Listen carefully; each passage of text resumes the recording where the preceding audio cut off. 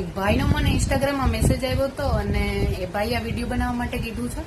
એણે એવું કીધું છે કે મારા એક છોકરી સાથે લગ્ન થયા હતા ને, તો સ્ટાર્ટિંગમાં મારા બે વચ્ચે બહુ સારું હાલતું હતું. એ એવું કહેતી હતી કે તારા સિવાય મારી જિંદગીમાં બીજું કોઈ નહીં આવે, હવે જે પણ છોકરો હશે મારો ભાઈ અને મારા બાપસીમાં સમાન હશે એમ.